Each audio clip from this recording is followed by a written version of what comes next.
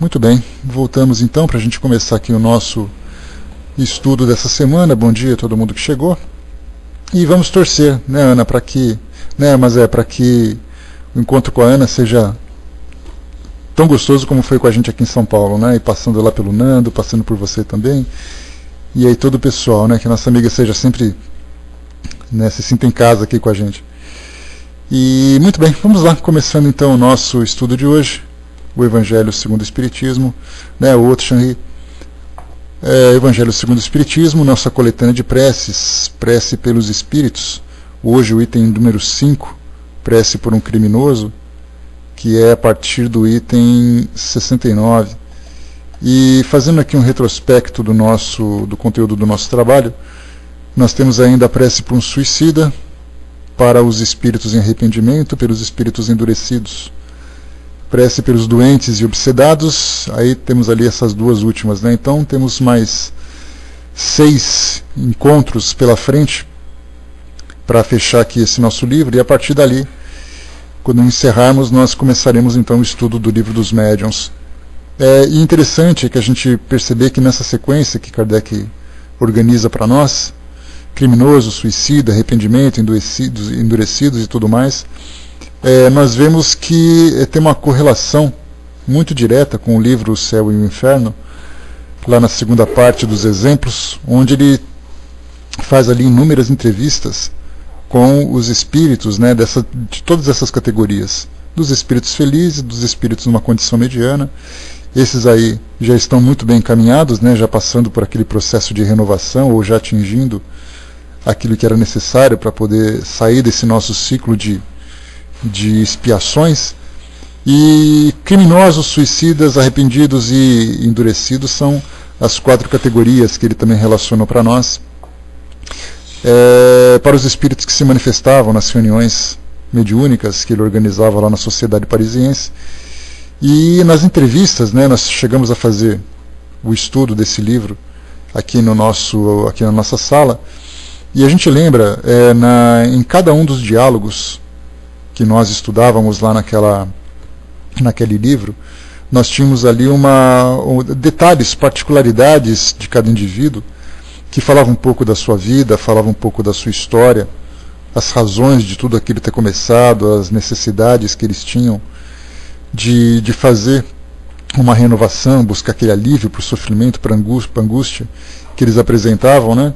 E então Kardec sempre lembrava, né? Estimulava-os a sempre mentalizar os amigos espirituais do mundo superior, né? Jesus, Deus, muitos deles até mesmo, no caso dos criminosos, por exemplo, muitos deles tinham até constrangimento em sequer mencionar o nome de Deus, né? Quando eles iam psicografar, eles muitas vezes travavam naquele momento, porque eles não tinham coragem de fazer isso, tamanha a humilhação que se sentiam e o sofrimento também. E muitas vezes até mesmo tomado por revoltas, né? Mas esses revoltosos eram mais os endurecidos. Então, nesses criminosos, o que a gente podia observar naquelas entrevistas é que muitos deles eram motivados a cometerem aqueles crimes normalmente, né, punidos com a pena capital da França naquela época, que era exatamente a pena de morte. A guilhotina era ali o instrumento de punição bastante utilizado, e muitos desses criminosos que foram entrevistados falavam sobre a sua experiência no momento da morte, exatamente naquele momento. E aí então eles comentavam que sentiram a lâmina cortando o pescoço. Alguns deles viam uma sensação estranha, porque eles sabiam que estavam condenados à morte, mas se viam vivos. Eles não conseguiam ligar uma situação à outra. E dessa pena de morte, então, né, vinha naturalmente de latrocínios, aqueles crimes, né, onde nós tínhamos ali os assaltos, né, seguidos do assassínio das vítimas, outros que matavam-se entre si. E aí nesses criminosos, naturalmente a gente classifica com esse adjetivo, aqueles indivíduos que em qualquer situação violaram uma lei não apenas da sociedade, mas também uma lei divina. E ali nós tínhamos aqueles que, desde aqueles que foram presos e foram punidos pela própria lei da sociedade, como aqueles que de alguma forma escaparam a essa lei da sociedade, mas se viam depois como criminosos perante a lei divina. Nós tínhamos ali um espírito que durante um tempo viveu preso numa residência, né, o espírito de Kaustaledari, e ele ficou durante quase 2 séculos presos numa residência, revivendo um crime que ele tinha cometido, isso lá nos anos de 1600.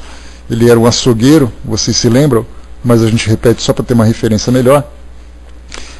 Ele tinha então cometeu um crime porque ele tinha um ciúme muito grande do irmão, e ele imaginava que o irmão e a sua própria esposa tinham tido um caso extraconjugal, e então, motivado por esse ciúme, ele assassinou os dois.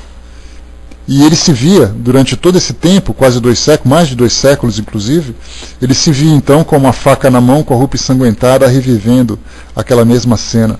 E isso mostra, né, que como naquela época a justiça não alcançava todos os cantos de determinada região, ele cometeu o crime e ninguém ficou sabendo. Então é aquela ideia assim que para ele foi o crime perfeito, porque ele assassinou, desapareceu com os corpos e ficou por isso mesmo. Só que depois, quando chega no mundo espiritual, então se depara exatamente com o mesmo drama que tentou ocultar durante a sua existência terrena, e sofre todas as suas consequências. O Frissoni colocou para nós por que parece que está acontecendo uma exacerbação da criminalidade nos tempos atuais, visto pela ótica espírita. A gente lembra sempre, Frissoni, que quando se fala, quando a gente vai fazer uma análise de uma situação sob a ótica espírita, a gente não coloca a ótica espírita como sendo uma ótica exclusiva, enquanto outros setores da sociedade têm uma ótica exclusiva. A gente vê pela própria realidade. Né? A gente não fala assim, olha, como é que é o mundo espiritual segundo a ótica espírita? Dá a impressão de que só nós vemos dessa forma e cada um tem uma realidade diferente. Então, na verdade, nós vemos nessa mesma realidade. A realidade é uma só, que a gente felizmente consegue alcançá-la e consegue vislumbrá-la. Mas o que a gente percebe hoje, quando se fala sobre criminalidade, tanto analisando as consequências sociais, as consequências do nosso mundo hoje, como também as consequências espirituais, as causas espirituais, desculpem, as causas espirituais, as causas terrenas, as causas terrenas dá para a gente analisar pelo próprio desenvolver da sociedade, desigualdade, o egoísmo entre as pessoas, porque quando se fala em criminalidade dá a impressão de que as pessoas já nasceram criminosas, de que elas já nasceram para cometer determinada violação, que é uma tendência natural da sua própria natureza cometer aquele crime. E a gente sempre se esquece que os erros, muitas vezes praticados, eles nascem, eles têm uma origem. E a gente tem que se perguntar qual é exatamente essa origem. Basta a gente pegar, por exemplo, um relato que nós temos no próprio livro Céu e Inferno, de um espírito que cometeu o latrocínio, foi executado, e Kardec perguntou, né, mas por que você cometeu esse crime? Ele disse, porque eu tinha personalidade fraca. E que a minha expiação determinava que eu tinha que nascer no meio onde eu sofreria influências negativas. E aí então faria com que aflorasse essas tendências, e chegou, onde chegou, foi punido por isso e tudo mais. Então vê-se que hoje, pelo fato de nós vivemos num mundo onde os valores morais ainda estão em processo de desenvolvimento, nós temos aquela incerteza, né, de qual é exatamente o certo, será que eu tenho força suficiente para poder agir dessa forma e tudo mais. Nós vemos nessa desigualdade aqueles indivíduos que eventualmente sofrem uma influência negativa, e quando nós falamos de desigualdade, não apenas desigualdade social, mas desigualdade moral também, porque não significa que todo pobre é uma pessoa que vai se tornar um criminoso. Nós temos criminosos em todas as classes da sociedade. Então vemos ali que as situações que vão surgindo estimulam as pessoas, dão a elas oportunidades de deixar com que essa fraqueza moral se desenvolva. Então hoje a classe do nosso mundo, que é o mundo que passa por essa reformulação de valores, essa reformulação de comportamento e tudo mais, nós vemos que poucos são aqueles que conseguiram se firmar realmente, se firmar categoricamente num determinado tipo de conduta moral elevada. Então ele consegue se estabelecer daquela forma. Mas as pessoas, de modo geral, estão ali sofrendo influências do meio. Estão sendo estimuladas. Nós, por exemplo, nós nos julgamos hoje pessoas com caráter bem desenvolvido, mas nós nunca sabemos quais serão as oportunidades que surgirão lá na frente. Porque os crimes não são crimes apenas quando nós falamos de roubar alguma coisa, crimes de matar alguma coisa. Nós temos ali, por exemplo, traição é um crime, nós temos ali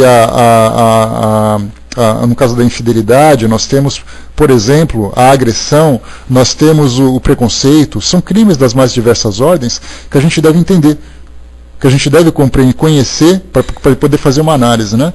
Então, no mundo de hoje a gente tem assim uma superpopulação vivendo essa desigualdade moral, essa desigualdade social, exposto a toda ordem. Então, quer dizer, falta com que nós desenvolvamos princípios morais, exatamente, omissão, leniência, tudo quanto é tipo de crime no trânsito, crime no comércio, crime em todo lugar. Então, dá a impressão de que crime é aquele que rouba e mata, ponto. Não é. Tem muito mais do que isso. E a gente percebe o quê?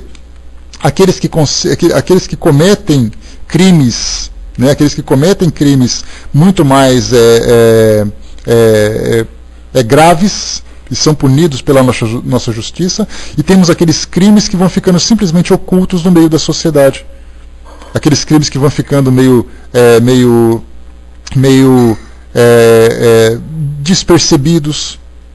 Crimes que simplesmente se tornaram hábitos, que é aquilo que as pessoas fazem. Poxa, mas todo mundo faz. E se todo mundo faz, eu também posso fazer. Então essas tendências vão se desenvolvendo. Muito bem. Na visão espiritual, nós temos ali que os espíritos estão reencarnando. Os espíritos do mesmo nível que o nosso. Então dizem assim, poxa vida, mas significa então que o mundo espiritual abriu as portas do inferno? E todo tipo de espírito da pior espécie está vindo para cá? Na verdade, estão vindo os mesmos espíritos que estão aqui. Eles estão aqui entre nós, porque a criminalidade, o egoísmo, a agressividade, todo tipo de crime moral existiu em todos os tempos da sociedade. Todos os tempos da sociedade. Então, no passado tinha, na época de Kardec tinha criminosos? Tinha. Na época do descobrimento do Brasil tinha criminosos? Tinha. Na época do Império Romano tinha criminosos? Também tinha. E hoje também tem. Só que a quantidade de indivíduos reencarnados no nosso mundo hoje é muito maior.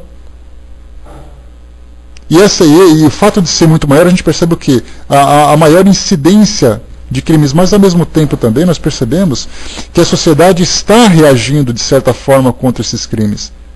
No passado, a sociedade de modo geral praticamente apoiava aquilo, hoje não. Hoje nós temos ali direitos humanos, né, que embora nós percebemos um lado interessante dos direitos humanos, que é nós vemos, por exemplo, que quando eles se manifestam, quando acontece algum tipo de crime, nós tivemos isso de modo bastante claro e bastante patente aqui em São Paulo, na década de 90, quando houve a invasão da casa de detenção aqui de São Paulo, no Carandiru, que vocês, né, devem ter celebrado, vocês que já têm uma certa idade, né, Cindizinha? Para nós que temos uma certa idade, a gente lembra desses fatos. Agora tem crianças que não lembram ainda. Então a gente via na televisão 111 mortos. As câmeras passavam pelas celas, né, lembra um pouquinho, né? Então tá bom. Então você não está tão novinho assim, isso já é alguma coisa. Então, vimos assim corpos espalhados pelo chão, os cães da polícia farejando, passando por cima, etc. e tal. Então aquilo foi muito traumático. E de repente os direitos humanos interviram, né? Ou intervieram. E começaram a se manifestar para poder julgar os policiais que foram responsáveis, os comandantes que deram a ordem, os políticos que apoiavam, etc. e tal. Aí então, parte da sociedade começou, mas é um absurdo eles quererem se manifestar a favor de criminosos que foram mortos. Porque até então era tudo normal, né? As pessoas diriam, graças a Deus isso aconteceu. Mas então começaram a vir setores da sociedade, como por exemplo da igreja, como eu disse, dos direitos humanos, setores da educação, setores da política se manifestando contra aquele tipo de ação, que era errada. Então, por mais justo que a gente imagine ser, como por exemplo é o caso de fazer justiça com as próprias mãos, crimes que acontecem dentro de famílias e de repente isso estoura na mídia, que ela explora com tanta propriedade, de repente a sociedade vem e começa então a querer fazer justiça com a própria mão, com as próprias mãos, de querer bater nas pessoas, querer espancar, linchar em praça pública e tudo mais, e isso já é algo que apenas uma parte da sociedade se manifesta. Por mais vontade que a gente tenha, você olha para a televisão e vê uma coisa acontecendo, uma situação acontecendo, a gente pensa assim, isso mesmo, bem feito para eles. Está certo que a gente ainda torce para que a coisa aconteça, mas pelo menos a gente não age mais como agia no passado. No passado a gente lembra, nos filmes que a gente assiste, de Idade Média, quando as pessoas iam para a forca ou indo para a guilhotina na praça pública, no meio do caminho as pessoas levavam pedrada, jogavam objetos nela, levavam frutas, aquela coisa toda, para poder, além de torcer e aplaudir a execução em praça pública, ainda participava do linchamento no meio do caminho. Hoje já não acontece mais isso. É uma mudança significativa, a conscientização da sociedade. Agora falta a gente se aprofundar um pouco mais, de entender, né, que é uma realidade diferente, que se isso não se transformar, a gente vai continuar vivendo nessa época medieval. E quando se vive na época medieval, hoje você aplaude a execução. Amanhã você está sendo aplaudido por estar sendo executado também. Porque a gente nunca sabe o que vai acontecer. Como eu disse, nós temos um caráter ainda muito volátil. Aquilo que hoje, para nós, é uma certeza, amanhã pode não ser. Simplesmente depende de uma oportunidade, do estímulo de uma paixão. A gente lembra que é a oportunidade que faz o ladrão, como se diz popularmente. A gente nunca sabe como é que, dizendo assim, dessa água não beberei. Hoje eu tenho certeza, agora, nesse momento, tenho certeza que eu não cometerei nenhum crime. Porque eu estou aqui envolvido nesse pensamento, nessa ideia. Mas é no meu dia a dia, lá fora, na rua, andando, trabalhando e tudo mais. De repente você está ali, muitas vezes a gente vê até isso acontecendo dentro de igrejas, de centros espíritas, que basta você colocar um dinheirinho em cima da mesa sobrando que ninguém está vendo, nunca sabe o que vai acontecer. Aí então começam a acontecer essas situações que a gente vê e acha tão escandaloso, mas acontece. Não adianta a gente querer se chocar por isso. Então, de modo geral, exatamente, né, aquilo que está acontecendo no mundo hoje, você percebe que não adianta você colocar rótulos, quem é o criminoso e quem não é. Basta você dizer que o ser humano, de modo geral, tem uma tendência a se deixar levar por esses estímulos, por essas fraquezas, e aqueles que têm maior tendência a um crime maior e aqueles que têm uma tendência a um crime menor. Mas nem por isso deixa de ser diferente.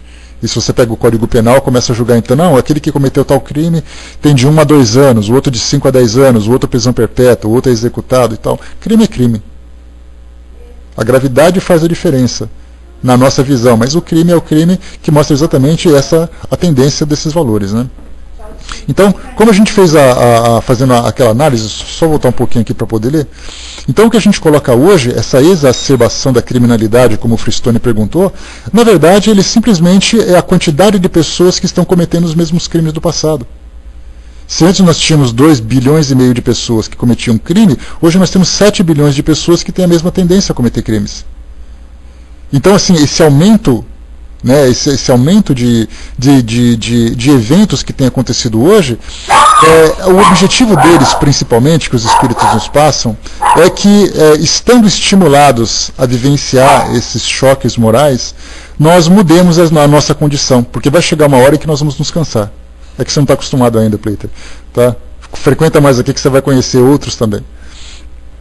Então, quando a gente percebe o quê? Que a nossa sociedade hoje, ela precisa desse choque moral. A gente precisa se escandalizar. Porque se é aquela coisa assim... O Leon Denis fala sobre isso. Interessante, eu lembrei agora.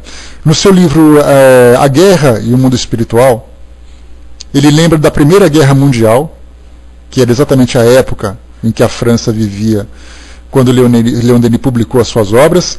Ele falava o seguinte, que a França estava tão acomodada nos seus vícios, tão acomodada nas suas manias equivocadas, que foi necessário estourar uma guerra para que eles despertassem, para poder valorizar aquilo que eles tinham. Ele diz assim, se não fosse essa guerra, nós continuaríamos ainda acomodados nesse estilo de vida. Então é mais ou menos como se fosse a lei da destruição. Você destrói aquilo que é vicioso, para poder reconstruir aquilo que é moralizado. Então hoje os espíritos nos dizem que nessa fase de transição que nós estamos vivendo, é necessário que a gente se choque, que a gente olhe para um crime e fale assim, eu não acredito que isso aconteceu. Eu não posso permitir que isso aconteça. E assim a gente vai começando a modificar os nossos valores, que se não vai pelo amor, a gente vai pela dor. Que é exatamente esse estímulo doloroso, esse estímulo de choque, o medo que a sociedade tem hoje. Nós vemos hoje que quando acontece um crime, as pessoas fazem passeatas na rua. No Rio de Janeiro, por exemplo, manifestações contra a violência no trânsito, contra a violência que você sai de casa e não volta mais. Então nós percebemos o quê? Que nós estamos nos mobilizando de uma forma muito positiva. A igreja envolvida, as escolas envolvidas, que quando acontece um crime na escola, os pais fazem passeata. No passado não acontecia isso, não. Então, que se nós não vamos pelo bem, a gente vai pelo mal, sentindo na pele esse tipo de dor. Né, a Preta colocou, né, como o Zé que disse, anteriormente as pessoas cometiam crime e ninguém sabia. Hoje nós não só sabemos pela mídia, como nós nos mobilizamos em função daquele crime. Um pouco mais acima, a Rô tinha colocado para nós aqui, só um instantinho. Bom dia, pessoal que chegou. Dia 12 eu recebi um e-mail de uma moça dizendo que sua irmã havia acabado de cometer suicídio naquele dia.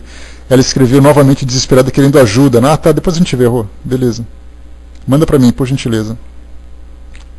Aí então, a gente vê exatamente isso, que a nossa sociedade vai se transformando conforme nós vamos nos transformando. Agora a gente pergunta assim, será que a gente está preocupado em sair para a rua, em gritar pelos nossos direitos, se por acaso a gente estivesse confortavelmente dentro da nossa casa? Será que a gente teria preocupação em se mobilizar pelos direitos dos outros, pela liberdade dos outros, pelo sofrimento dos outros, se essas mesmas dores não nos tocassem diretamente? Então nós estamos hoje numa fase de despertamento. Embora a sociedade faça isso, né, exatamente, Luiz, sair do acomodamento, da acomodação, né? Então todo mundo acomodado, todo mundo tranquilo e tudo mais, de repente vem uma violência, acontece com alguém da sua família. A gente fala, nossa, eu não me conformo com isso. Tudo bem, você não se conforma, mas quando aconteceu com o vizinho você não tinha problema nenhum. Então a gente vê que hoje todo mundo se envolvendo com o problema de todo mundo faz com que a gente se mobilize e se choque por isso. E as pessoas estão buscando mais a religião hoje, as pessoas estão mais aflitas, com medo, com a apreensão e tudo mais. Isso é muito positivo. Porque percebe o quê? Que nós temos necessidades de transformação. Esse que é o fundamental. Armando colocou, quando há crime, o povo vai à rua e queima os ônibus, né? Mas se prestarmos atenção, quem faz isso são bandos de desocupados, né? Pois o trabalhador não faz isso, né? O que eu comentei na semana passada, Armando, aqui em casa, quando a gente viu aquelas manifestações contra a corrupção. E de repente estava mostrando o pessoal andando na rua e apareceram ali 2, 3 jovens e começaram a quebrar vidraças de lojas e de bancos. Foram presos. E aí, então a minha irmã perguntou assim, poxa vida, mas isso aí que é a pessoa que está fazendo uma manifestação contra a corrupção? E a gente fala assim, isso aí não é uma manifestação. Isso é uma pessoa rebelde, uma pessoa revoltada, desequilibrada, que cometeu esse ato. Porque você se manifestar contra alguma coisa não quer dizer que você tem que quebrar tudo. Você pode fazer isso de uma forma pacífica, e Gandhi está aí para mostrar o exemplo para todos nós. Ele fez uma guerra pacífica, conseguiu revolucionar 2 países, o Paquistão e a Índia, que se encontravam unificados naquela época, naquele período, e embora ele tenha se sacrificado por causa da sua atitude, ele conseguiu fazer com que os países se tornassem libertos, os países se separassem de uma forma equilibrada, embora vivam em tensão hoje, naquela região da Caxemira, né, que é ali na fronteira dos 2 países, mas ele conseguiu, através da guerra pacífica, simplesmente mobilizar nações. E hoje nós aprendemos com a sua lição. Então é necessário que a gente aprenda não apenas a manifestar o nosso choque, a nossa revolta, mas é importante que a gente saiba a lidar com esse sentimento que nasce dentro de nós. E é o que nós estamos aprendendo hoje, felizmente. Então quebra-quebra, revolta, espancamento, não é resultado, é simplesmente trocar violência por violência. E a gente vai aprender a trocar violência pela paz. Gandhi tem uma passagem que ele fazia ali uma passeata, e um cordão de policiais, de soldados, estavam ali impedindo a sua ida, e de repente ele levou um soco de um soldado. E aí então, ele simplesmente ofereceu uma flor. E uma das pessoas que eram dos seus seguidores perguntou assim, mas você não vai reagir? Ele falou, não, ele fez o que ele sabia fazer. Mais ou menos a história do escorpião. Ele me bateu porque foi o que ensinaram para ele, mas eu não quero fazer isso. Então, é essa resistência contra essas tendências que a gente precisa ter. Mas então, voltando a esse nosso pensamento, quando se fala de criminalidade, que é o ponto principal para a gente poder compreender, hoje nós vemos um criminoso. Vamos imaginar assim, a nossa imaginação vai entrar numa penitenciária, vai em determinada cela, onde tem um criminoso ali. Vamos supor que ele tenha sido preso por tráfico de drogas, que ele tenha sido preso por assassinato, seja lá como for. Hoje nós o vemos como um criminoso, sendo punido, sendo rejeitado pela sociedade. Mas vamos voltar no tempo um pouco mais. Eu sempre gosto de fazer esse retrocesso, porque a gente imagina que as pessoas nascem do jeito que elas são. Nós imaginamos que nós nascemos do jeito que nós somos.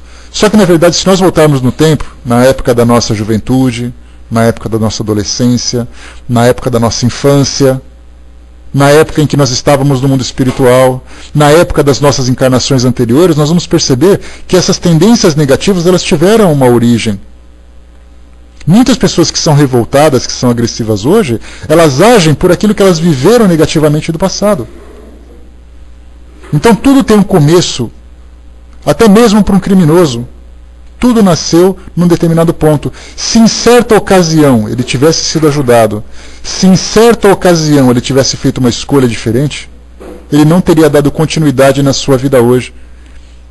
Para quem assistiu ao filme Efeito Borboleta, dá para ter uma ideia bem clara do que é isso, porque mostram ali 4 ou 5 situações diferentes de um rapaz que volta no passado e muda uma determinada situação. E quando ele faz essa mudança, quando faz essa mudança, a gente percebe o quê? Que o desenrolar dos eventos, de acordo com as circunstâncias que vão surgindo, podem ser outras. Uma pessoa pode ser uma criminosa, uma pessoa pode ser uma pessoa de bem, uma pessoa pode ser ali uma pessoa neutra, simplesmente porque fez escolhas diferentes. E os espíritos nos dizem que se hoje nós enfrentamos criminosos na sociedade, é porque nós somos responsáveis pela geração dessa criminalidade. Nós estamos simplesmente colhendo aquilo que nós semeamos. E a gente vai dizer assim, mas eu não estimulei nenhum tipo de traficante, eu não estimulei nenhum tipo de ladrão, não estimulei nenhum tipo de assassino. Mas só o fato da gente ficar indiferente para essas crianças que estão na rua hoje, que a gente olha no sinal, nos semáforos, que a gente olha nas nossas residências, que a gente olha nas escolas, essa nossa indiferença está fazendo com que aquela criança se torne um criminoso do futuro. Então nós estamos vivendo a indiferença do passado, estamos sendo indiferentes hoje, e a gente fala assim, até quando a gente vai ter que conviver com isso? Exatamente também a mesma coisa, né, Didman? Né? O hoje, né, o ontem que nós fizemos também é a mesma coisa. Então, na verdade, o que nós aprendemos é o seguinte, que para que o mundo seja um mundo melhor, é importante que nós construamos esse mundo. E a gente se pergunta, como é que a gente vai construir esse mundo melhor? Exatamente fazendo com que as pessoas se tornem melhores. Não adianta a gente fechar a porta da nossa casa com 3, 4 trincos nas portas e enrolando uma corrente com cadeado no portão, imaginando assim que o mundo vai ficar melhor porque eu estou dentro da minha casa. Porque enquanto eu estou dentro da minha casa sendo indiferente com o que acontece lá fora, o mundo não vai se transformar. Os espíritos nos dizem que por que o mundo tem essa tendência do mal? E eles respondem, porque o bem muitas vezes é indiferente. Aqueles que são bondosos são omissos, são indiferentes. Acreditam que ser bom é ser bom dentro de casa, dentro de 4 paredes, e ser bom é ser bom para o mundo. É botar a cara para fora. É se envolver com esses projetos sociais, é se envolver com essas situações. Se eu não posso fazer isso diretamente, eu preciso fazer isso indiretamente. Através de uma manifestação na escola, através de uma manifestação de uma instituição social, de uma igreja. Lembrando que quando Chico Xavier foi perguntado, lá em Uberaba, né, o que ele pensava das igrejas evangélicas que estavam sendo fechadas, ele dizia assim, cada igreja que se fecha é uma penitenciária que se abre. Não pela igreja em si, mas pela educação espiritual, que é necessário dissipar no nosso mundo hoje. Por isso, então, nós somos corresponsáveis por tudo aquilo que aconteça. Mesmo que eu não coloque uma arma na mão de um criminoso, eu sou responsável pela indiferença que eu tive quando ele precisava de educação. É assim que funciona. As nossas escolas hoje, quando nós falamos, por exemplo, em eleições, poxa vida, mas o que a eleição tem a ver com isso? Sou eu que voto os legisladores. Sou eu que voto nos governantes. Se eu voto num tiririca da vida, se uma mulher melancia, seja lá como for, eu estou simplesmente colocando na mão de criminosos o direito de escolher a minha própria vida. Então nós precisamos desenvolver a educação acadêmica, a educação moral, a educação política, a educação social, que é o que o mundo precisa hoje. Fazer de conta que aquele voto que eu estou fazendo é apenas alguma coisa que me incomoda de ter que sair de casa num domingo, é colocar nas mãos dos outros a decisão do meu futuro. É fazer de conta que eu não tenho nada de responsabilidade com aquilo que eu faço. Quando eu voto em alguém e eu não acompanho para ver o que aquele outro faz, significa que eu estou simplesmente falando, toma, vai lá e toma conta da minha vida, tá? Depois você me fala do resultado. É assim que funciona. Essa consciência social que precisa desenvolver vai muito mais além do que a gente imagina. Quando a gente dá audiência para um programa sensacionalista, para um programa que dissimula, estou com dissimular na cabeça, que espalha pelas residências valores imorais, quando eu aceito, quando eu concordo com aquilo que é violento, com aquilo que é negativo que aparece na mídia, e eu não me manifesto, significa que eu sou conivente. Aí a gente para pensar e vê assim, poxa vida, mas eu não imaginei que a coisa fosse tão complicada. E é complicada. Só que a gente não despertou ainda para essa realidade.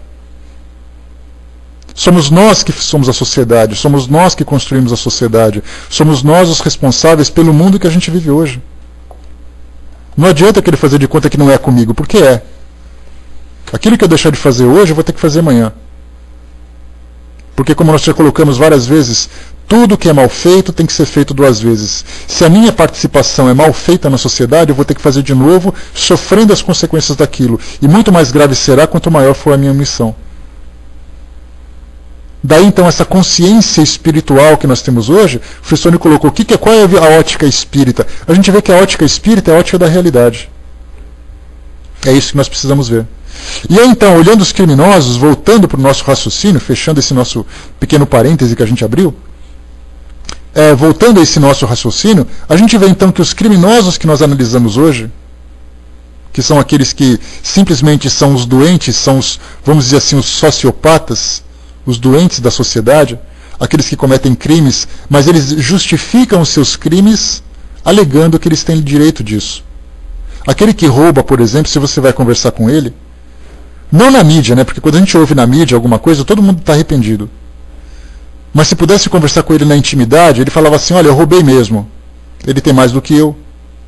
Eu matei mesmo, porque ele violou meu direito.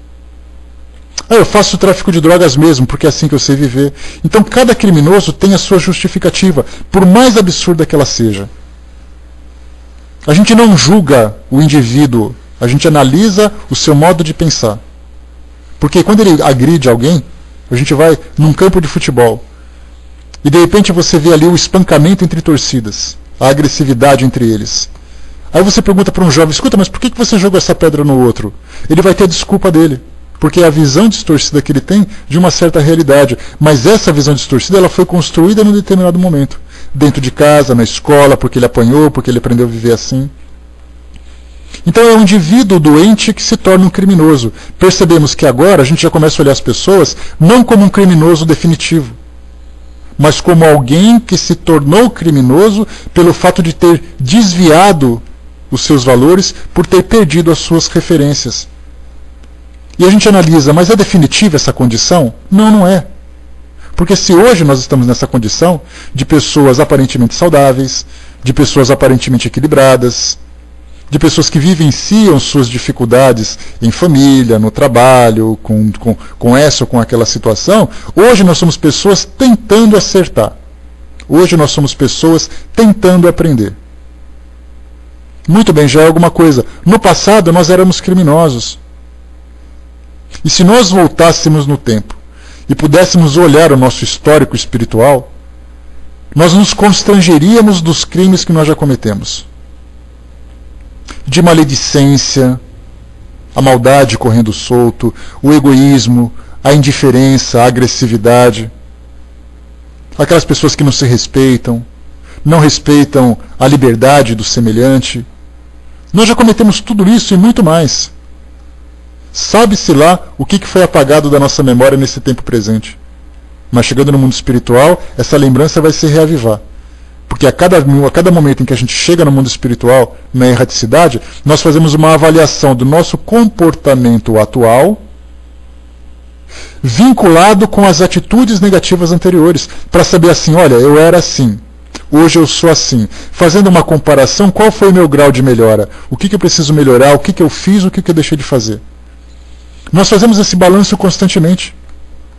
Daí então que nós chegamos lá, nossa memória vai surgindo. Daí então hoje as aflições que nós carregamos, as angústias, as tristezas, os medos, todos esses sentimentos que a gente não sabe qual é a causa, vêm simplesmente do passado.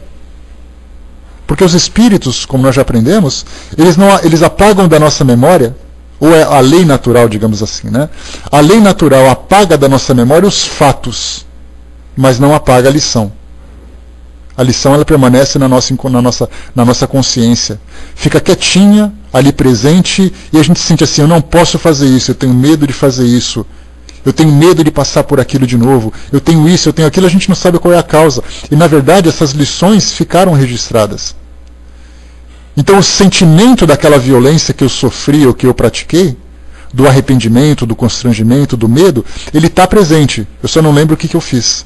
E essa lembrança desse sentimento serve hoje para me orientar.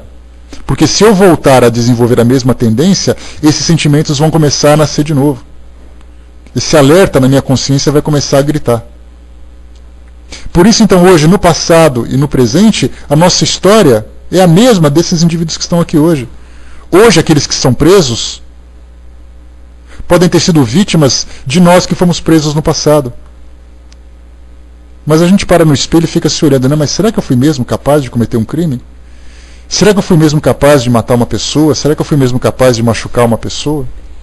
Felizmente, como eu disse, a gente não sabe.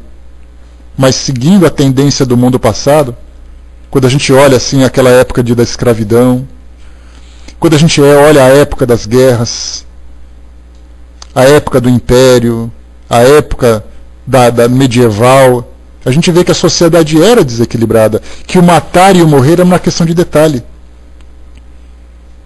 Era muito mais fácil você se livrar de uma pessoa que te incomodava do que você ter que ficar tolerando-a até o fim da sua existência. E se o mundo era assim no passado, por que eu acho que eu naquele passado eu vivia no mosteiro? Ou eu acreditava que eu estava isolado do mundo, eu vestido de frei, no alto de uma montanha, lendo livros e fazendo cópias o tempo todo? Será que eu não estava numa vila também, chutando a cabeça de alguém que me incomodava por ter roubado meu porco? Nós éramos pessoas comuns, e pessoas comuns viviam de acordo com aquilo que era normal na sociedade. Então nós éramos os mesmos criminosos do passado que hoje conseguimos nos regenerar. E aí então nós olhamos para esses criminosos de hoje e ficamos imaginando quanto tempo eles levarão para poder chegar numa condição melhor.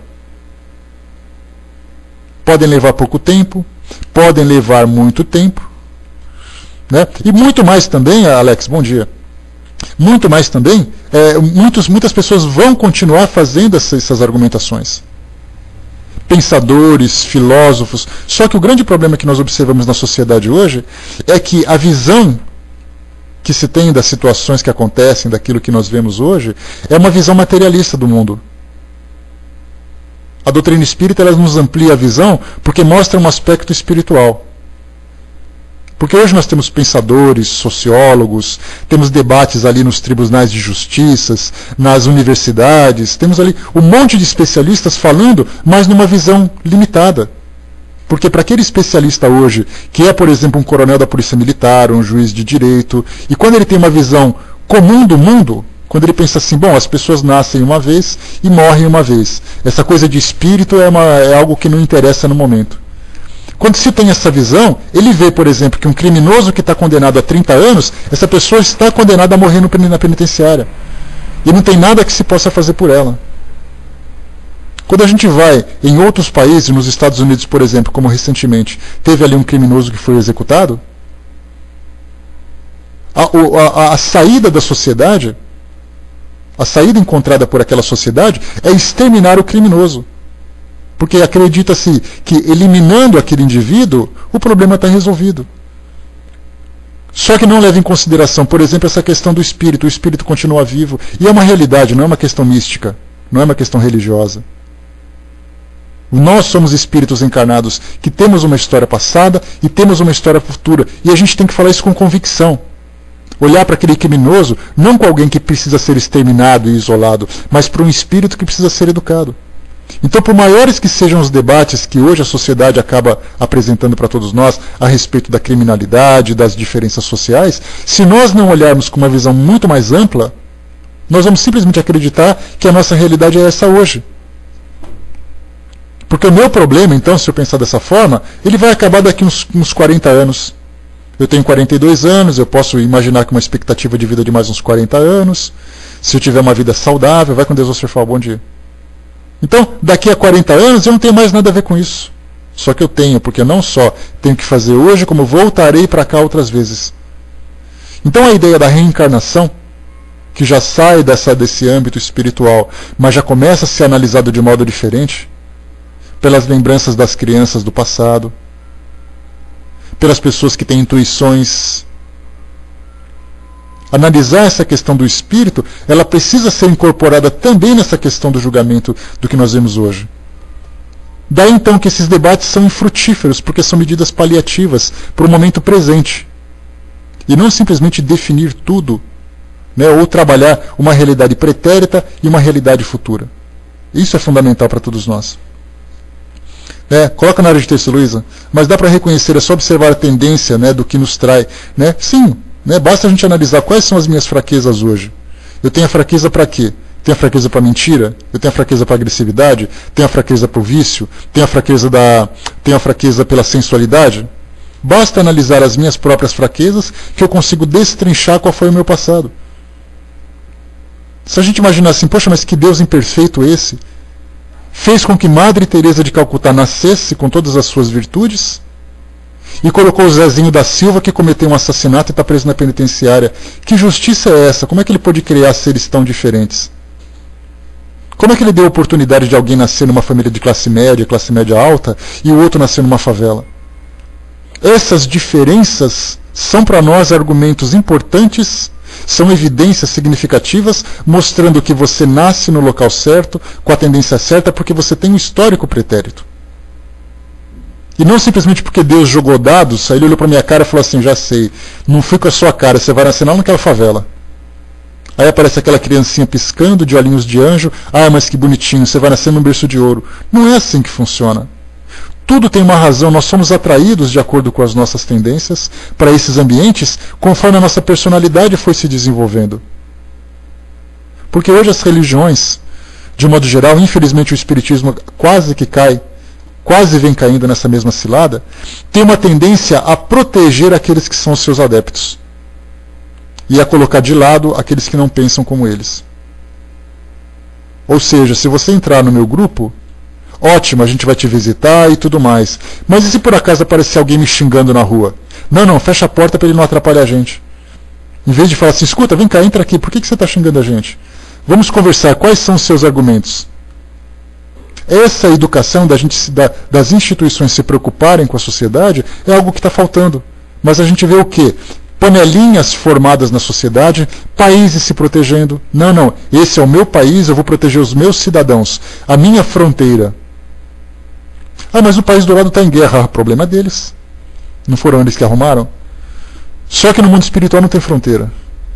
No mundo espiritual, nós formamos um grupo de espíritos que trazem as mesmas imperfeições e as mesmas tendências. Olha que visão diferente que nós temos, uma visão do mundo materialista e uma visão muito mais ampla do mundo espiritual. Quando essa consciência começar a se tornar uma realidade para o nosso mundo, a gente vai promover uma revolução. Mas infelizmente nós dependemos da ciência. Porque a ciência diz assim, o espírito não existe porque eu não posso provar. Se o espírito não existe, nada que vem como consequência da existência do espírito é válida. A própria realidade de Deus, por exemplo, não faz diferença. Quando você fala para um juiz, para um delegado, para um policial, que tem uma visão materialista, dizendo assim, olha, fala um pouquinho sobre Deus para ele. Deus nada, meu filho, o que fala para mim aqui é essa arma que está em cima da mesa. É essa linguagem que ele entende. Mas por que você não acredita em Deus? Deus é coisa de religião, isso não me interessa. Quer dizer, virou uma questão de crença, não uma questão de realidade. Quando a nossa sociedade, teve um palestrante, ele não era espírita, mas ele falava, ele fez uma colocação que parece ser meio óbvia, mas que eu achei extremamente bem colocada. Ele dizia assim, quando nós entendemos que a reencarnação e que a continuidade da vida no mundo espiritual é uma realidade, nós vamos nos comportar diferente hoje, seja pelo medo, seja pela consciência. Mas isso tem que ser uma convicção. A mesma certeza que eu tenho que as situações práticas da nossa vida, que uma guerra vai matar pessoas, que a educação vai educar uma criança, que a indiferença vai gerar um criminoso, etc. e tal, se eu tiver essa mesma certeza de que minha vida continua no mundo espiritual, que eu vou reencarnar, e que no mundo espiritual as pessoas vão continuar existindo, nós agiremos diferente. Um criminoso, por exemplo, não vai mais cometer um crime. Porque ele vai falar assim, opa, se eu fizer isso agora, alguma coisa vai acontecer comigo. Então é melhor não fazer. Aquele corrupto que esconde dinheiro na cueca, ele não vai mais fazer isso de novo. Ele vai falar assim, eu sei que tem gente me vendo. E eu sei que depois eu vou criar um escândalo e que todo mundo vai ficar sabendo do que eu fiz. Porque ele tem certeza de que o futuro é diferente desse futuro nulo. Porque se reza hoje, torcendo para que alguma coisa aconteça. Não faz uma oração hoje com a certeza de que alguma coisa vai acontecer. Então essa dúvida, esse distanciamento da sociedade da realidade espiritual, e nós vamos estudar isso no Livro dos Espíritos, porque Kardec pergunta, né, qual é a contribuição do Espiritismo para a melhoria da sociedade? Vai ser plena. Porque não é apenas uma realidade que se desdobra ou que se descortina na frente das pessoas, mas são valores diferentes que são analisados de um modo muito mais amplo, de um modo muito mais claro. Quando se fala em Jesus, por exemplo, nós não falamos de um indivíduo que pertence a religiões. Nós falamos de um indivíduo que veio nos ensinar um modo de se comportar diferente. Nós saímos do lado místico e entramos no lado real. Ele veio para mostrar, façam assim que a coisa vai dar certo. Ah não, mas Jesus é coisa de religião, isso não me interessa. Então eu ajo do jeito que eu quero. E nós criamos um mito em cima dele.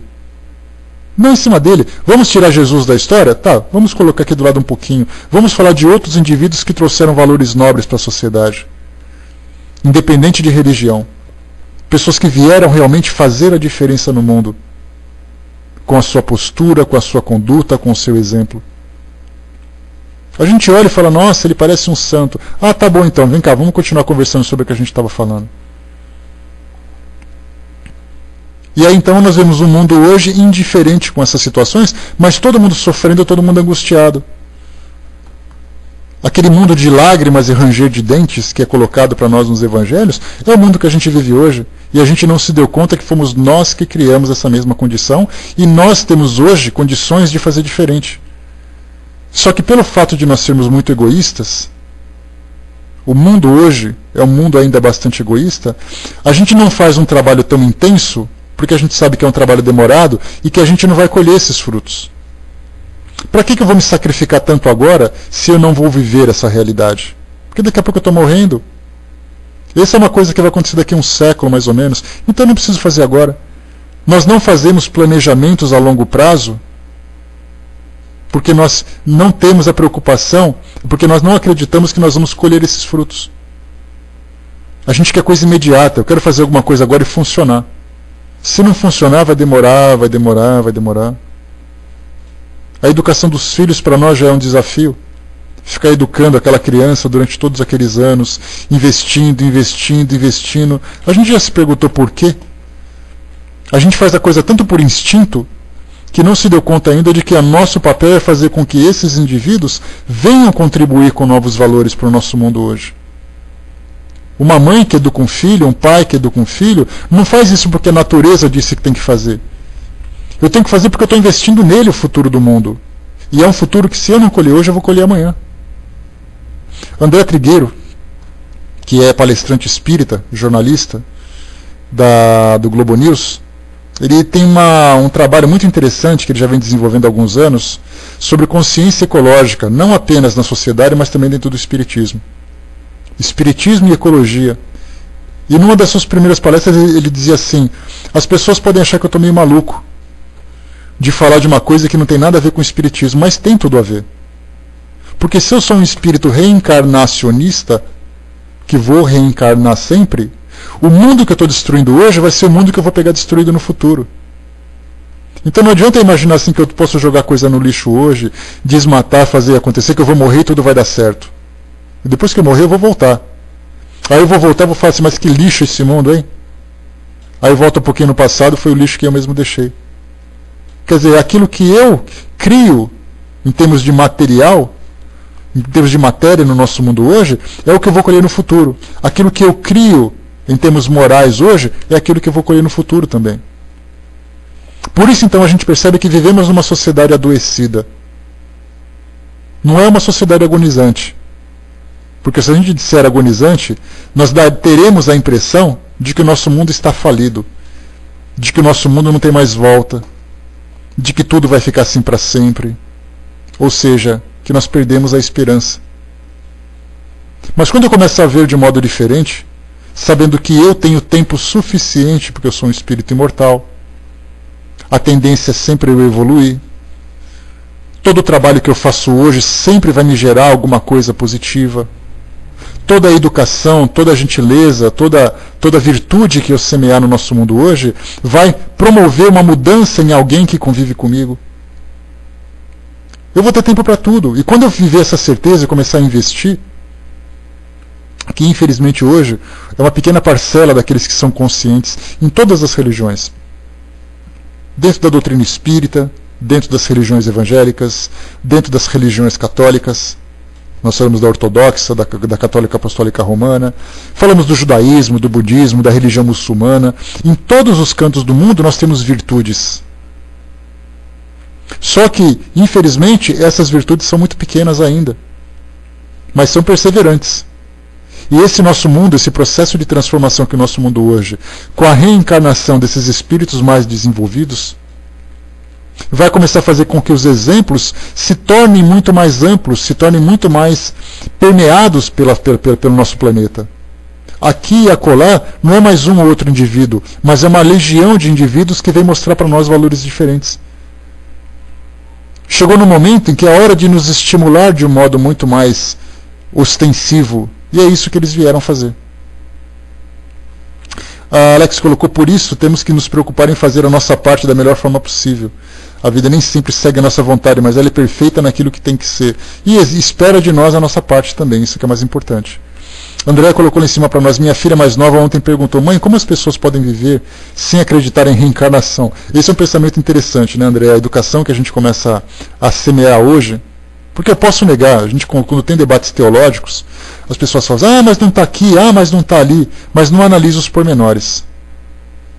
Um argumento claro, que eu já tive a oportunidade de vivenciar num desses debates, era alguém dizer assim: mas na Bíblia não está escrito que a reencarnação existe. Eu falei: tá bom, então vamos chegar no Hospital do Câncer Infantil e me fala por que aquela criança de 1 ano nasceu com câncer. É porque Deus quis testar os seus valores, os pais estavam sendo testados. A conversa parou ali. Se esse é o argumento melhor que ela tem para me oferecer, a conversa parou ali. Não tem mais o que argumentar. E Chico Xavier falou com muita doçura, na época do Pinga Fogo, em 1971, quando veio um pastor evangélico e disse para ele assim: me explica a reencarnação, sendo que Adão e Eva eram os primeiros indivíduos. Era o pensamento da época. E ele colocou assim: precisamos conversar, debater esse assunto com mais propriedade. Nós precisamos entender, por exemplo, estudar por que uma criança nasce cega, por que uma criança nasce com uma deficiência, por que tem uma criança que desencarna logo no início da sua existência terrena, enquanto outras pessoas vivem até os 80 anos. Por que algumas pessoas nascem na África e outras pessoas estudam em universidades? Por que algumas pessoas têm atendimento público precário, enquanto outros vivem em hospitais com grande luxo? São argumentos que a gente vai oferecendo, percebendo que o mundo não é uma matemática tão simples como a gente imagina. Ela é uma equação extremamente complexa. E que nós ainda não conhecemos as fórmulas. Estamos aprendendo a conhecer agora. Até mesmo para nós, que somos reencarnacionistas, nós aceitamos a reencarnação, embora com uma certa dificuldade, né? Porque eu aceito a reencarnação, mas muitas vezes eu não quero aceitar o que eu fui. Então eu estou negando a mim mesmo. Eu aceito a reencarnação, mas eu não compreendo essa ou aquela situação. Então, para nós que aceitamos a reencarnação, nós começamos a vislumbrar as primeiras, né, digamos assim, folhear as primeiras páginas desse livro que traz para nós novas realidades. A Rô colocou: não entendo como alguém pode acreditar na vida após a morte e não acredita em reencarnação. É a educação que tiveram, né, Rô? Quando a gente começa a ampliar um pouco mais com essas argumentações, independente da religião que se tenha, se a pessoa tem a mente aberta para pelo menos levar em consideração os argumentos que são apresentados, ele começa a pensar de um modo muito mais amplo. Mas quando a gente se fecha dentro daquela educação, você se fecha E você se recusa a pensar. Então você tira de si mesmo a liberdade de se questionar. E normalmente pela educação religiosa que a gente recebe, tem aquela coisa do pecado, do proibido. Isso aqui é a palavra de Deus e é inquestionável. Peraí. Quem disse que é inquestionável? E quem disse que a palavra de Deus disse baseado em quê? Num estudo eu disse assim, olha, nós temos espíritas que dizem que não acreditam em Jesus. Ah, que absurdo! Como ele não acredita? Ele não acredita. Qual é o problema? Quando ele passar a acreditar, vai ficar tudo normal. Qual foi a blasfêmia que ele colocou? Tem gente que acredita em Papai Noel, tem gente que não acredita. É uma questão de crença. Então tudo aquilo que a gente se recusa a aceitar é uma questão de limitação da nossa capacidade de entender. Aquilo que eu aceito, ótimo. Agora a gente fala de fé raciocinada. E a fé raciocinada não é um atributo espírita. É um atributo de pessoas que conseguem refletir sobre aquilo que acreditam. E temos isso em todas as religiões. Temos os ateus, por exemplo, são os piores seres da sociedade, conforme a gente já viu. Lembram-se, vou só colocar de novo para quem não conhece ainda essa passagem, uma pesquisa feita nos Estados Unidos, colocaram 5 tipos de candidatos para a presidência da República. Colocaram primeiro, um negro, segundo, uma mulher, terceiro, um homossexual, eram 4. E o 4, um ateu. Quem ganhou foi o ateu. Quem ganhou não, quem perdeu foi o ateu. O maior índice de rejeição foi para aquele ateu. O homossexual, a mulher, o negro, que são pontos negativos da sociedade, dentro dessa visão preconceituosa que normalmente a gente alimenta. Ah, porque mulher não serve. Aquela brincadeira, né? Mulher é boa no fogão. Mulher no volante, perigo constante. Então essas brincadeiras que se faz hoje na nossa sociedade, nada mais é do que fruto do nosso preconceito. Mas tudo bem, esse é um ponto de preconceito. Homossexual a gente não precisa nem falar. Temos aí na mídia mostrando pessoas sendo espancadas, sendo rejeitadas e tudo mais. O negro é a mesma coisa. Nos Estados Unidos, então, onde tem um preconceito muito grande, existe uma diferença, um muro que separa os brancos dos negros, é uma coisa absurda. Mas quando colocou o ateu no meio, todo mundo apontou: o ateu é o pior ser do mundo. E aí então a argumentação é a seguinte: o ateu é um indivíduo demoníaco. Aí o ateu para e fala assim: mas espera aí, se eu não acredito em Deus, por que eu vou acreditar no diabo? Se eu não acredito no céu, por que eu vou acreditar no inferno? Eu não acredito nessas místicas, nessas ideias. Então a gente pensa assim, mas ele não tem o direito de recusar qualquer tipo de crença? Ele tem o direito. Porque os argumentos que ofereceram para ele não foram suficientes para a sua razão. Se isso faz bem para ele ou não e tudo mais, isso é problema dele. Mas isso não faz dele uma pessoa negativa. Isso não faz dele uma pessoa corrupta, não faz dele uma pessoa, um criminoso. Ele simplesmente não acredita numa ideia passada por determinadas religiões. Mas os seus valores, a sua ética, a moral que ele alimenta na sociedade, que ele ajuda a alimentar, pode ser da melhor possível. Pode ser da mais nobre, ele pode ser uma pessoa produtiva, um empresário, um médico, um advogado, um professor, que ele transmite a educação com maestria, cuida das pessoas com amor, faz isso, faz aquilo. E de repente, pelo fato de ser ateu, ele é recriminado. É um absurdo você não acreditar em Deus. Tá bom. Continua sendo um absurdo na sua visão. Então esse medo que nós temos hoje, que a gente falava, sobre reencarnação que a gente falava, né? De você argumentar que é proibido você questionar, que você deve ter medo, porque se você questionar você vai para o inferno, porque isso que é passado. Se você duvida do que está na Bíblia, você vai para o inferno. E esse medo é passado nas crianças em evangelização nessas igrejas. A criança com 5 anos, 6 anos já sabe quem é o diabo. Como é que pode podar, alimentar na mente de uma criança uma ideia como essa? Não dar a ela a liberdade de errar. Não dar a ela a liberdade de pensar. E assim a gente vê no mundo hoje. Essas ideias, essas novas realidades que são transmitidas... Vai com Deus, Mia. Essas ideias que são transmitidas para nós hoje são ideias que limitam a nossa liberdade. Nós estamos nos restringindo cada vez mais, sendo que a realidade está aberta à nossa frente para a gente questionar, para a gente poder argumentar. Então, meus amigos, quando a gente vê, para agora fechar aqui a nossa linha de raciocínio, quando a gente vê hoje os criminosos, quando a gente vê hoje pessoas que cometem erros na sociedade, eles têm as suas argumentações. Eles têm as suas motivações para fazer. Muitas vezes o indivíduo que mata é porque ele tem um desequilíbrio, que ele não consegue conter o seu instinto violento. Mas esse instinto um dia foi alimentado para que ele fosse assim. Aquele indivíduo que por acaso cometeu um roubo, ele tem a necessidade de ter alguma coisa, ele está tão apegado à matéria, ele aprendeu a valorizar a matéria, que se ele não tiver alguma coisa, ele precisa tirar de alguém que tem. Ele precisa roubar um carro, ele precisa roubar uma loja, ele precisa assaltar uma pessoa, ele precisa roubar um celular. Ele aprendeu que é assim. Ele aprendeu a valorizar a matéria. E nesse mundo materialista que nós temos hoje, onde o que importa é você ter um bom emprego para ganhar dinheiro, o que importa é você ligar a televisão e assistir aquelas personagens numa novela, vivendo numa mansão. Eu sempre falo isso para vocês, as televisões são fábricas de ilusões, só que ilusões negativas. Porque você vai numa favela, numa comunidade muito pobre, a Dona Maria e o seu João têm ali uma televisãozinha assistindo, e ele vê lá dentro os jovens, os adolescentes com carros magníficos, pessoas viajando para o exterior. Aí de repente eles olham para o barraquinho que eles moram e falam assim, nossa, eu queria tanto ter aquilo que eles têm.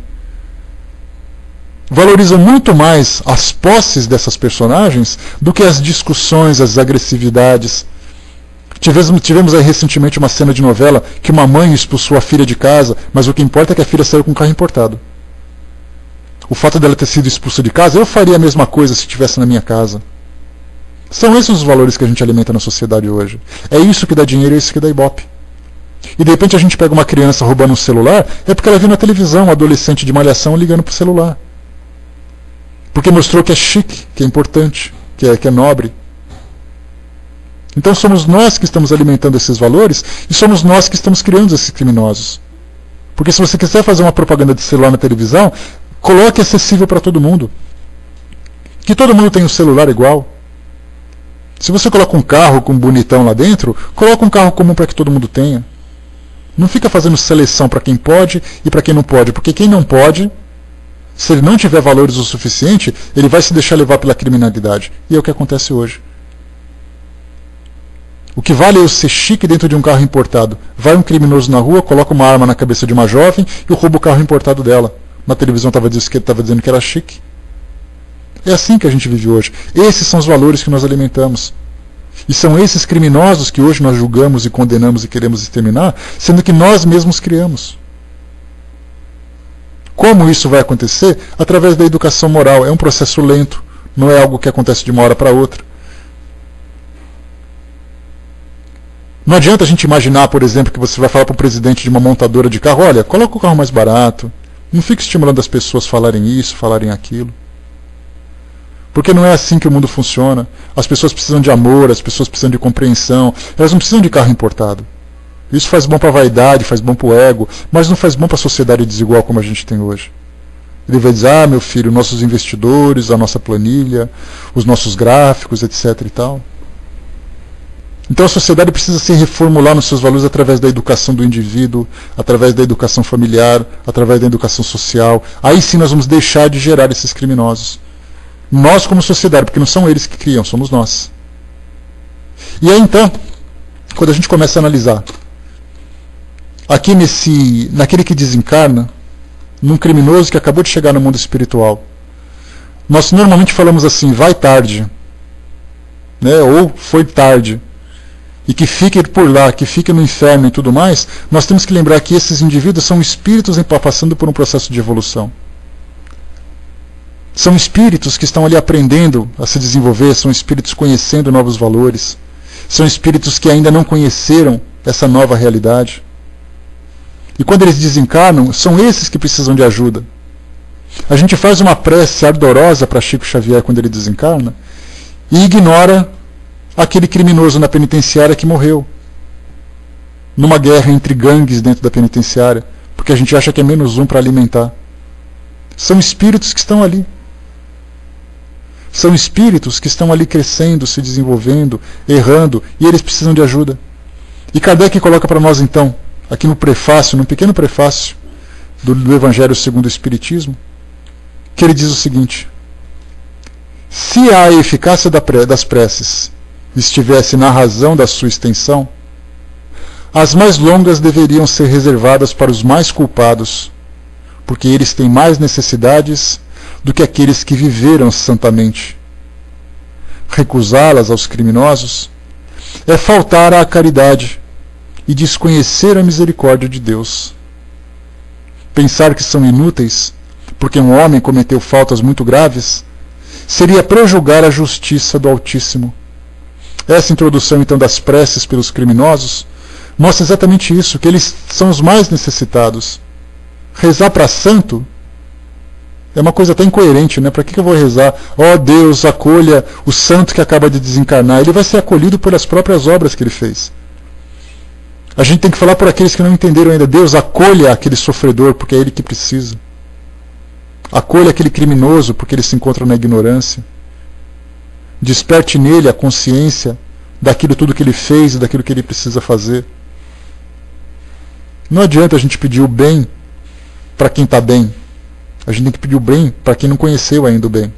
Todos merecem prece, mas como Kardec coloca para nós aqui, certamente com a inspiração dos Espíritos, eles dizem para nós assim que esses que têm mais necessidade são aqueles que precisam de mais ajuda, são aqueles que precisam de mais atenção. E eles precisam não apenas serem lembrados, mas serem também considerados como indivíduos. Às vezes eu olho para a televisão e vejo ali uma cena num jornal em que para uma viatura da polícia e coloca 2, 3 jovens na parte de trás, ali no camburão. Aqueles jovens saudáveis, no vigor da sua vida biológica, né, 20, 25 anos. Aí eu paro e penso e falo assim, poxa vida, eles acabaram de desperdiçar a vida deles. Eles acabaram de jogar fora a oportunidade que eles tinham. E nós temos pessoas em todas as partes do mundo precisando das oportunidades que eles tiveram e eles não souberam aproveitar. São espíritos ainda infantis que não se deram conta ainda do que acabaram de fazer. Porque aquela mancha no vigor dos seus 20 anos de idade, aquela mancha que eles tiveram perante a sociedade, vai acompanhá-los por toda a sua vida. E os criminosos normalmente desencarnam num tempo muito precoce, interrompendo uma programação que era longa, desencarnam vitimados pela própria violência que acabaram abraçando, e não vão ter oportunidade de crescer, porque fizeram escolhas erradas pelas escolhas que o mundo ofereceu. Então eu olho e eu lamento muito, eu me compadeço muito desses jovens porque eles não se deram conta ainda, sem falar no todo o sofrimento que foi gerado pelas mães. A gente lembra daquela história, né, fechando aqui o nosso trabalho. Chico Xavier foi a uma penitenciária aqui em São Paulo, década de 80, década de 70, e um repórter espírita o acompanhou nesse trajeto, né, no passeio que ele fez aqui no Carandiru, na penitenciária que foi fechada. E quando ele saiu de lá, o repórter perguntou, e aí, Chico, você viu muito obsessor em cima dos presos lá? Ele falou assim, sim, mas eu vi também muitos pais e muitas mães chorando junto dos seus filhos que estavam ali presos, os pais e mães desencarnados.